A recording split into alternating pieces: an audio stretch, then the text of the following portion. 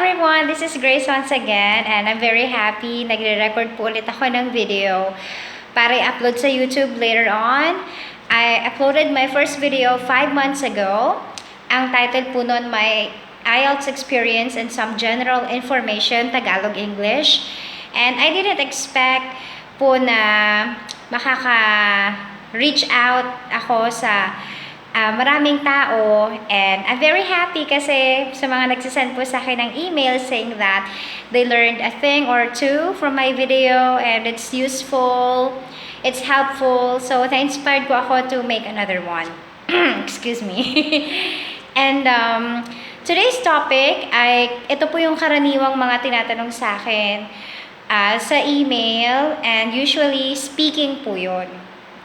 So I decided, well, a week ago, I thought it would be a good idea if I make another video and talk about maybe each test, diba, per module, or per skill. Yeah. And I decided today to talk about speaking. And perhaps you already know by now, kung pinapanood nyo itong aking video, for sure, you already have the background information on what will transpire or what transpires sa IELTS Speaking Test.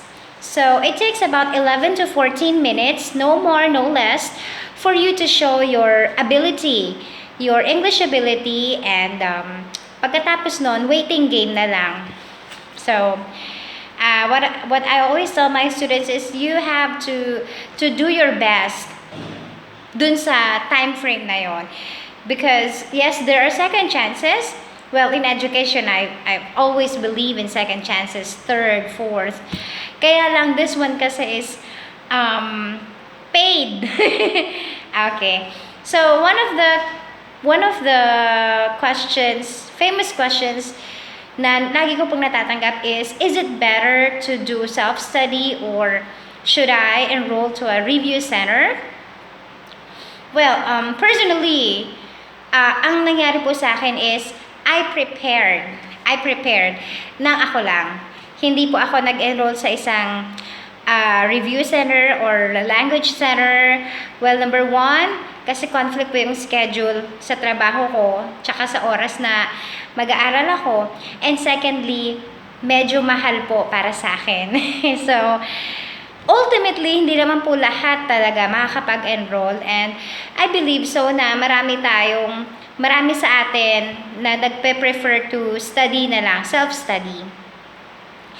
Pero this one, I think is, this one, kailangan alam mo rin sa sarili mo, you should be confident enough na alam mo, kaya mo on your own, na sundan step by step kung ano mang reviewer na meron ka. If not, makakatulong din po na mag-review kayo sa review centers. Kasi iba pa rin yung merong kang coach or merong kang may magte-train sa'yo. Okay. So, i-assess mo sa sarili mo, kaya ko ba o kailangan ko ba ng tulong? Especially po, yung mga medyo matagal nang hindi nag-aaral. Or yung mga matagal na po na outside of the language. I mean, yung mga, paano ko ba ito ipapaliwanag? For example, you have been working for about 10 years. Ibig sabihin, the last time na nakarinig ka ng grammar, pronunciation, word stress, word order was 5 or 10 years ago. Definitely, kailangan niyo po ng refresher. So, it will help a lot. I'm sure of that. Okay, so I didn't know at first how I'd be able to come up with the good tips or pieces of advice na pwede ko pong i-share sa video na to. So, sinulat ko na lang po ang aking personal experience, how I prepared for the exams, and I also read some tips from the books at saka po sa different websites. Speaking of books, excuse me, where is it? Okay. So, a couple of weeks ago, I bought this one. Nako, wala dito, nasa labas. Please hang on. Okay, yeah. Pumunta ako sa labas, sa reception, to borrow this book. Mindset for IELTS. I love this book. It's very user-friendly and, excuse me, updated siya. And just like the first book I sent, ito pong Complete IELTS, Bands 5 to 6.5. Ito pong student book. And then after that, including nito, mayroon din pong workbook. But the copy of workbook, hindi ko alam kung may nanghiram sa akin at hindi na binalik. Kakainis. Okay. After that book, ito naman po, IELTS Band 6.5 to 7.5. And ito po yung workbook. So, they come in series kasi kung anong band ang wish mo na i-review. Now this one, this is, well, from the word itself, mindset. It helps you prepare, set your mind, should I say, sa titake mo po na IELTS. And, so, meron siyang iba't ibang topics, may iba't ibang tasks and exercises na mag-guide sa'yo kung paano mo sasagutin ang different parts ng IELTS test. Okay, so, 4 na skill po nandito. Reading, writing, listening, and speaking. Very, very good book. Okay, so, medyo, ano siya, okay, here. So, excuse me. Printed din po siya, Cambridge University Press, Cambridge English Language Assessment, and ang pinaka-importante po ay an official Cambridge IELTS course. Diba? Okay. So, okay. So, you would have already known by now that the IELTS Speaking Test ay may 4 po na factors of assessment. So, they are Fluency and Coherence. Excuse me. Fluency and Coherence. So, fluency, dito po yung, are you talking at the right speed? Okay, right speed. Ibig sabihin, yung tama pong bilis, how natural you use the language.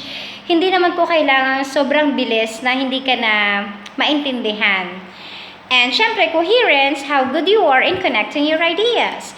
Especially because yung iba pong mga test questions dito ay may tinatarget po siyang sagot na gusto niyang sabihin mo. Sometimes they will ask you to compare and contrast. Sometimes they will ask you to describe. So, paano yun? Kapag ang gusto sana ng tanong ay compare and contrast, yun yung dapat mong ibigay.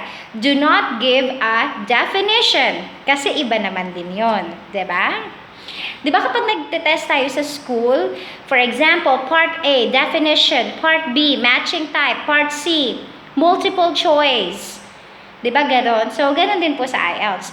Ngayon, from the question itself, hindi naman nila sasabihin sa'yo na please compare and contrast the hobbies that people like to do nowadays and let's say from 20 years ago. They will not.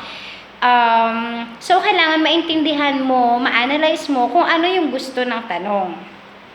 Okay. Number 2 is your lexis. Lexical resource. Ito po yung vocabulary. Ano po ang range ng vocabulary mo and if you were able to use these words correctly. Kasi may mga words po na akala natin tama yung ating pagkakagamit pero mali pala. Ayan. For example, ang hirap gumanon. For example, yung salita po na salvage. Yan, in the Philippines, commonly kapag sinabing salvage, ang ano natin, ang nasa isip natin, something negative, 'di ba? Something na delikado. Okay. Now, if we will check the dictionary, ang definition po ng salvage is something like to rescue, to help, let's say, use salvage in a sentence. Let us do our best to salvage whatever it is that we can use. Ibig sabihin, kunin pa natin kung ano man yung sa tingin natin ay ating magagamit. Parang ganoon, di ba? So there are some words which we often misuse, and kailangan iwasan po natin yon. So how to do that? Kailangan maging sigurado po tayo of the words na gagamitin natin. Words, expressions, phrases, ganyan. Hanap nga ako na muna ng mapapagpatungan ko nitong phone ko. Oy! Here, this one. Yes, I just record by using my phone. Kasi madali na lang i-upload. Okay, sayang naman ang oras. I'm sorry. Hindi ko siya na anticipate. Okay, I think that's better. Parang hindi naman. Okay. So, diretso na tayo. Number 3 is grammatical range and accuracy. Of course, ito po yung grammar. Very important, grammar. To some people, especially this past few weeks, may nabasa at napanood po akong news that the English proficiency of our students in the Philippines are, well, sadly, bumaba. And, syempre, yung ibang tao sa comment section ng mga namimiloso po pa na, don't English me, yan, mga ganyan. Well, to some people, grammar ay hindi importante. Kasi, well, that can be right. It actually depends on the intention of your conversation, of your dialogue. Kung ang hangarin nyo lang is to understand each other, well, that may be okay. Well, let's say, tinanong kita, what's your name? Very simple question. Paano nga kung hindi talaga maintindihan nung kausap mo yung what's your name? So, the second thing you will do is, iiba-ibahin mo yung order ng words. You, your name, what? If from that question you are able to get the answer na nakasatisfy sa'yo, then, effective. Okay. But in this case, importante po siya kasi it is a part ng pagiging dynamic ng English, 'di ba? Because if grammar is not at all important as what most people or as what other people say, bakit laging kasama yung grammar sa criteria ng standardized tests, 'di ba? TOEIC. Oh, 'di ba? TOEIC, TOEFL. TOEIC, TOEFL, IBT. Marami pa yan. So, kung medyo nakalimot na po tayo sa ating grammar, please take grammar po ulit in your own time. Grammar lessons. Okay, next is your pronunciation. Some people misunderstands or let's say some people na gaganon niya, yung pronunciation and accent. Well, there are two different things. Pronunciation is, of course, okay, sige, para sigurado tayong lahat. Pronunciation. Definition. Sabi dito, pronunciation is a way in which a word is pronounced. Especially, syempre, this has to do with the phonetics, yan, di ba? So, ano din po niya, synonym din po niya yung accent. But, let us, ang gusto kong what I want to emphasize is, there are certain ways people talk, and there is no such thing as one best accent. Diba? Etong accent, ito po yung sabi dito, accent is a distinctive mode of pronunciation of a language, especially one associated with a particular nation, locality, or social class. Yan. Now, hindi po ito pagalingan ng accent. Parang yun, finally, yun po yung gusto kong sabihin. Hindi po kailangan na i-copy natin ang British accent or American accent kung talagang hindi mo kaya. But if you can, wow, 'di ba? That's very good. But if not, please don't make yourself sound silly. Kung saan kang sound comfortable, please do that. Okay? So, let's start. Ay, kanina pa pala ako nag-start. Let's continue. Okay. So, ito po ang isa sa mga madalas na naitatanong sa akin. Ma'am, what if I really do not know the answer to the question? Okay. So, well, unfortunately, the questions are, yung examiner, kung anong hawak nilang questions, madami yung pages eh. Pipili lang sila. And lahat yun, questions na yun, tama. So, what I'm trying to say is, if you do not know the answer, well, first you have to admit that you do not know the answer, but you still have to answer. Hindi ka pwedeng mag-pass. You cannot say, oh, I'm sorry, I have no idea about this. I really couldn't answer this one. Hindi pwedeng ganun lang. Pwede mo sabihin yon, but you will lose mark. Okay, so first you have to admit, well, say a little bit, explain why, but hindi mo alam. But you have to make an attempt, okay, an attempt or effort to show your language skills. For example, there's this question about online shopping. Okay. Do you do any shopping on the internet? So, yes, I do. No, I don't lang naman yan, di ba? Oh, no, I don't. Okay. So, yung sagot na no, I don't, tama po yun. However, may mga salita tayong magagamit to give more emphasis or to make our answer stronger.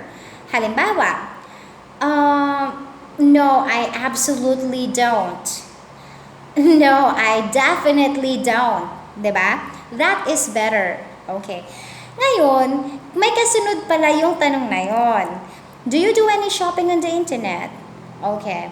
And then, ang kasunod niyang tanong is, let's say, hindi ito yung naitanong sa'yo. Sorry, hindi ito yung naitanong sa'yo.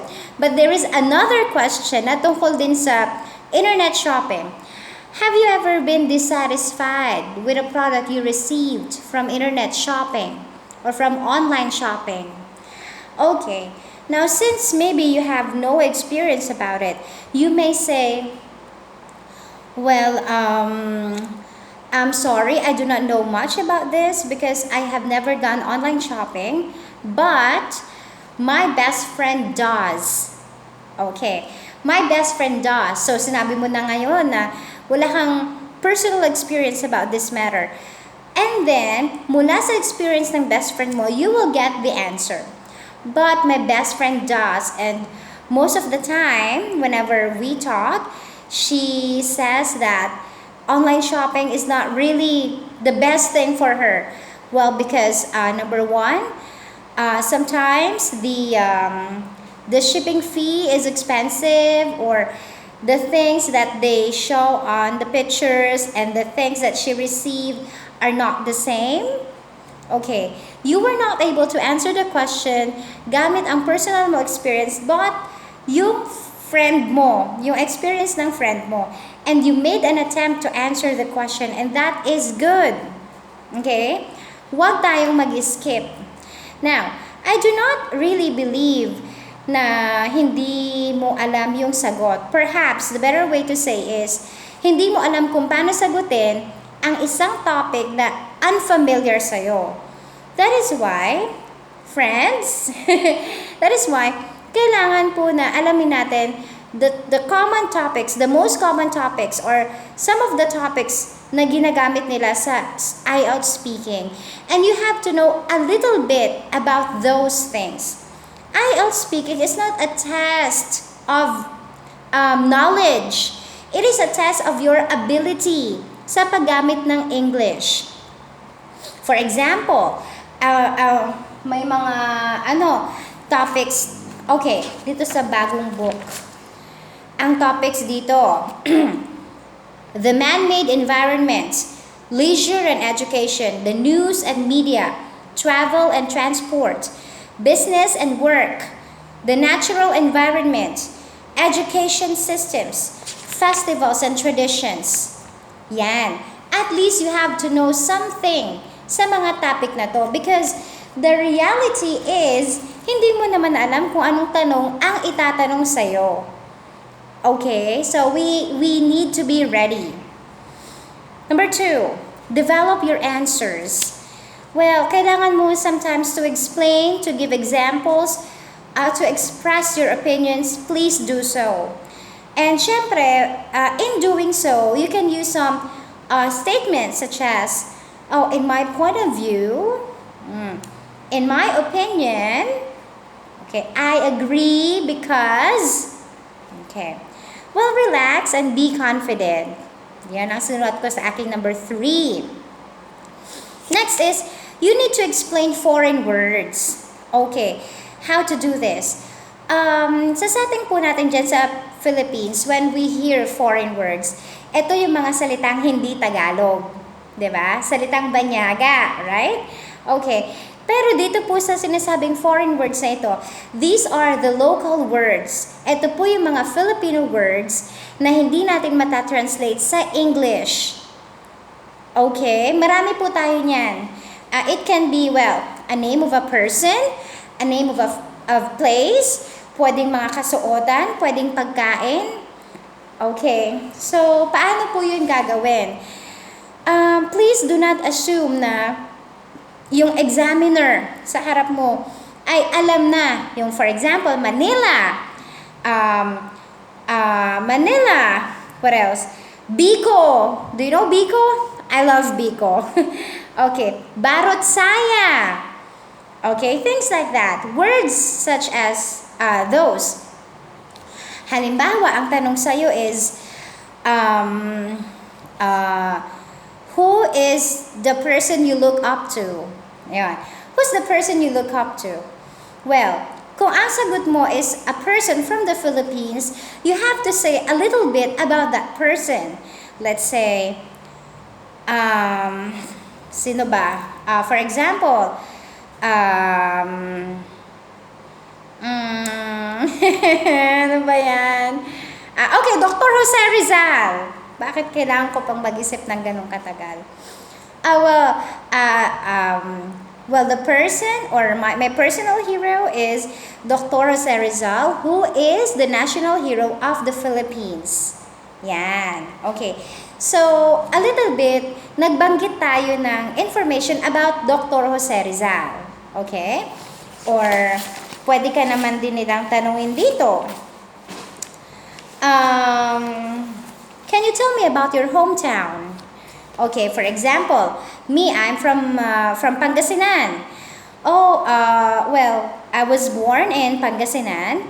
It is the third biggest province in the Philippines, and it's known for it is known for its beaches and salt.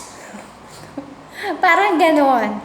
So, kailangan lang na bigyan mo siya ng information tungkol dito sa mga salitang ito. Okay? For example, a while ago I said, Biko, can you tell me some of your favorite food? Oh, one of my favorite foods is Biko. It is made from glutinous rice, brown sugar, and coconut milk. Ayun. So, kailangan po natin yung Manila. Oh, I was born in Manila, which is the capital city of the Philippines. Okay, that's very good. Please speak clearly and audibly. Naka-record po ang inyong speaking test para sa pag-review. Just in case also na mag-file kayo ng formal protest, should I say, na bakit po ang nakuha ko lang ay 5.5 pero feeling ko dapat naka 7 ako. So, mag-submit ka lang sa kanila ng inquiry form and then malalaman mo sa kung ano yung dapat mong gawin and how much. Okay? Next, there are many ways. There are many ways to say you like to do or you don't like to do something. Hindi lang yung, oh, I like to play basketball. I don't like to play basketball. Hindi lang po ganun. We can be creative, or better yet, we can use these expressions or statements. Oh, I am a big fan of basketball. Okay, diba? Oh, the Filipinos are crazy about basketball and Miss Universe. Okay, yan mga ganyan. So, aralin po natin kung ano yung mga expressions na yan. Meron pong example dun sa unang book na i-share ko na po sa mga naunang nag-email sa akin. Okay, please use longer sentences to show the examiner that you can use more complex grammar. Pero kung pag ikutin mo lang yung sentence mo just to show that you can use complex sentence, wag na po. Kasi ano ba yun sabi ng mga iba? Mas maraming sinabi, mas maraming mali. Diba? But if you are sure, okay yun. Next, be polite. Okay, please be polite. Halimbawa, hindi mo masyadong naintindihan o narinig yung tanong. Oh, could you please say that again? Okay, you can say that. Pero wag naman po sa lahat ng mga tanong. Okay? Next, ayun na nga yung sinabi ko kanina. Do not worry about your accent. It is not important as long as it doesn't handicap your communication ability. Okay? Next, well, you can use subordinate clauses. Yung mga ano yun, which, who, where, okay? What else? Okay, so I'll get this book and go to page 88. Yan, page 88. Oy, parang hindi naman, parang mali naman. Oh, I should have checked this. Itong isa. Sorry. Okay, page 88. Yan. Speaking reference. Sabi po dito. How to do part 1. Hindi lang po sa part 1, sa lahat ng parts. Listen carefully to each question the examiner asks you. Okay. Give relevant replies and try to provide some reasons for your answer. Dito na nga po yung magbibigay tayo ng ating mga dahilan. O yun na, reasons. Next, don't memorize answers. Of course. Siyempre kasi hindi mo naman alam kung anong tanong yung ibibigay sa'yo. Speak clearly so that the examiner can hear and understand you. Nabanggit ko na po yun. Okay, ano pa?